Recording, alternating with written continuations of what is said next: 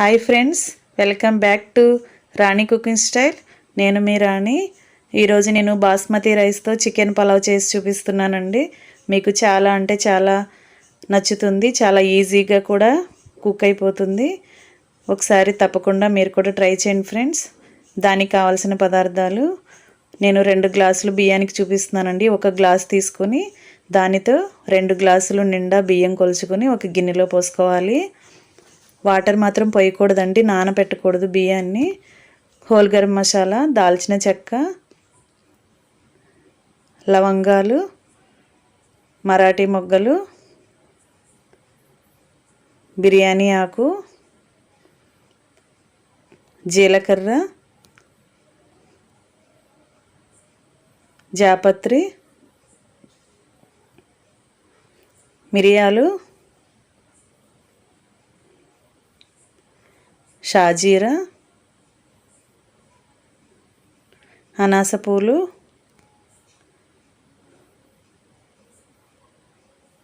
జాజికాయ,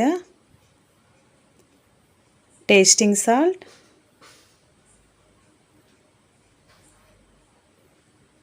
కొన్ని జీడిపప్పులు, యాలకులు, కొత్తిమీర, పుదీనా, కసూరి మేతి అండి. ఇది కసూరి మేతి ఉంటే మీరు వేసుకోండి. పుదీనా ఆకులు, కొత్తిమీర కడిగి కట్ చేసి పెట్టుకోవాలి. ఆనియన్స్ అండి, ఇలా బారుగా కట్ చేసుకుని, కొంచెం పెద్దగా ఉన్న ఆనియన్స్ 2 తీసుకుని బారుగా కట్ చేసుకుని 4 పచ్చిమిర్చి చీలికలు తీసుకోవాలి. బంగాళదుంపలు, టమాటాలు అండి. బంగాళదుంప ఒక దుంప తీసుకుని పైన తొల తీసుకుని కొంచెం పెద్ద ముక్కలుగా పెద్ద సైజుగా కట్ చేసుకుని పక్కన పెట్టుకోవాలి. ఈ సైజులో టమాటాలు కూడా కొంచెం పెద్దగానే కట్ చేసుకోవచ్చు, మరీ చిన్నగా కట్ చేయకూడదు. ఇలా కట్ చేసుకుని అల్లం వెల్లుల్లి 3 అంగుళాలు, కొంచెం బారుగా 3 అంగుళాలు సైజులో ఉన్న అల్లం ముక్కను తీసుకుని ఇలా సన్నగా కట్ చేసుకుని పక్కన పెట్టుకోవాలి. ఒక వెల్లుల్లి అండి కట్ చేసుకుని పెట్టుకున్నాం కదా, అల్లం వెల్లుల్లి ప్రాసెస్ స్టార్ట్ చేద్దాం రండి. మిక్సీ జార్ తీసుకొని కట్ చేసి పెట్టుకున్న అల్లం, పచ్చిమిర్చి ఆ జారులో వేసుకోవాలి. మసాలా ప్రిపేర్ చేసుకోవాలండి. ఇప్పుడు పుదీనా ఆకులు, కొత్తిమీర, హోల్ గరం మసాలా దినుసులు చూపించాను కదా, అన్నీ వాడకూడదండి. ఇప్పుడు కొన్ని ఉంచాలి. నేను మీకు మిగిలిన తర్వాత చెప్తాను. వీడియోని ఎక్కడా స్కిప్ చేయకుండా చూడండి ఫ్రెండ్స్.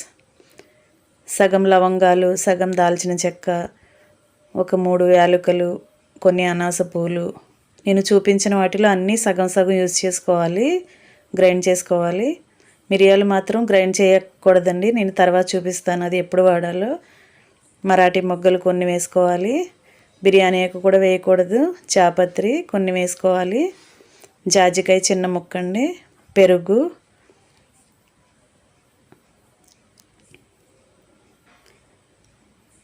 చికెన్ తీసుకోవాలండి. ఇలా చికెన్ తీసుకుని ఒక 1/2 కేజీ చికెన్ అండి, 2 గ్లాసులు బియ్యానికి చూపిస్తున్నా కదా, ఒక 1/2 కేజీ చికెన్ తీసుకుని కొంచెం పెద్ద సైజు ముక్కలు కట్ చేసుకుని దానిని కడిగి శుభ్రంగా ఒక 1/2 టీ స్పూన్ పసుపు, టేస్ట్కి సరిపడా సాల్ట్, 2 పచ్చిమిర్చి చీలికలు, ఒక చిన్న స్పూన్తో అల్లం వెల్లుల్లి పేస్ట్ వేసుకుని కొన్ని వాటర్ పోసుకుని స్టవ్ మీద ఉడికించుకోవాలి.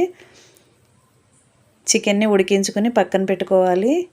వాటర్ కొంచెం పోసినా చక్కగా వాటర్ వచ్చి బాగా ఉడుకుతుంది చూడండి. ఇలా చక్కగా ఇలా ఉడికించుకొని పక్కన పెట్టుకోవాలి.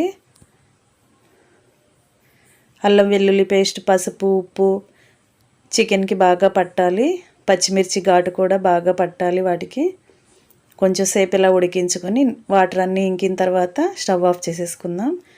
ఇప్పుడు అదే స్టవ్ వెలిగించుకొని పలావ్కి రెడీ చేసుకోవడానికి కావాల్సిన తగిన పాత్ర పెట్టుకొని నెయ్యి అండి, 2 టీ స్పూన్లు నెయ్యి వేసుకొని జీడిపప్పులు, బిర్యానీ ఆకు, హోల్ గరం మసాలా దినుసుల్ని చూపించాను కదా, కొంచెం కొంచెంగా మిక్సీ జార్లో గ్రైండ్ చేసుకున్నాం. మరికొన్ని మిగిలినాయి కదా, వాటిని ఇలా తాలింపులో వేసుకోవాలి.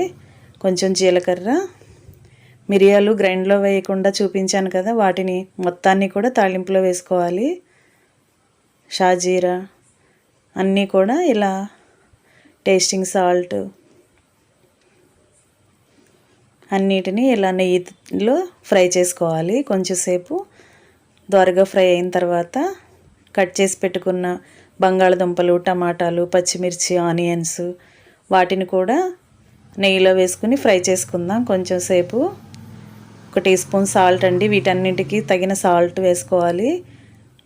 మనం నూనె పోయలేదు కదండి ఇప్పటి వరకు. ఇప్పుడు 2 టీ స్పూన్లు నూనె వేసుకుని దానిలో కసూరి మేతి ఉంది కదా, అది కొంచెం ఫ్రై చేసుకుని మొత్తాన్ని కూడా ఒకసారి ఫ్రై చేసుకుని ఉడికించి పక్కన పెట్టుకున్న చికెన్ ఉంది కదా, దానిని కూడా ఇలా ఆనియన్స్లో వేసేసుకుని కొంచెం సేపు కుక్ చేసుకుందాం. పెరుగండి, 3 స్పూన్లు పెరుగు వేసుకోవాలి. ఇలా తాళింపులోనే పెరుగు వేస్తే పలావ్కి మంచి టేస్ట్ వస్తుంది. మనం గ్రైండ్ చేసి పెట్టుకున్న హోల్ గరం మసాలా దినుసులు, కొత్తిమీర, పుదీనా ఉంది కదా, ఆ పేస్ట్ మొత్తాన్ని కూడా ఈ ఆనియన్స్లో వేసుకుని కొంచెం సేపు మగ్గించుకుందాం. 2 గ్లాసులు బియ్యం చూపించాను కదా, వాటిని 2-3 సార్లు కడుక్కొని శుభ్రంగా వాటర్ తీసేసి ఇలా బియ్యాన్ని కూడా తాళింపులో వేసుకోవాలండి. ఇలా వేస్తే రైస్ చక్కగా బ్రేక్ అవ్వకుండా ఉడికేటప్పుడు చక్కగా మనకి నీట్గా కనిపిస్తుంది పులావ్.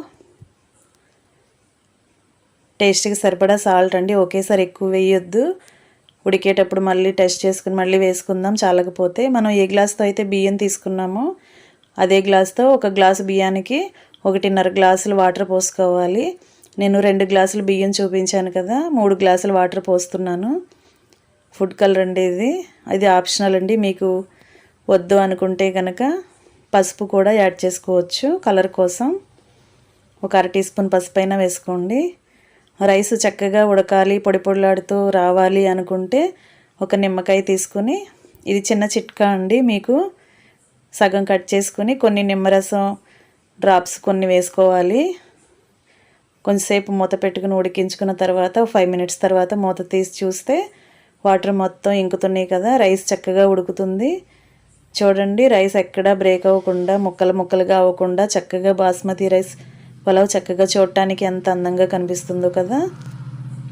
ఇలా మీరు కూడా చిన్న చిన్న టిప్స్ పాటించి తప్పకుండా ట్రై చేసుకొని తినండి ఫ్రెండ్స్. రెడీ అయిపోయిందండి. కొంచెం సేపు అలా 5 మినిట్స్ చల్లారిన తర్వాత మూత తీసుకుని సర్వింగ్ బౌల్లోకి తీసుకుని రెడీ చేసుకోవచ్చు. తినటానికి రెడీ అయిపోయిందండి పులావ్, చికెన్ పులావ్. మీ అందరికీ కూడా తప్పకుండా నచ్చుతుంది ఫ్రెండ్స్. నా ఛానల్ని ఫస్ట్ టైం చూస్తున్నట్లయితే తప్పకుండా సబ్స్క్రైబ్ చేసుకోండి. Thanks for watching.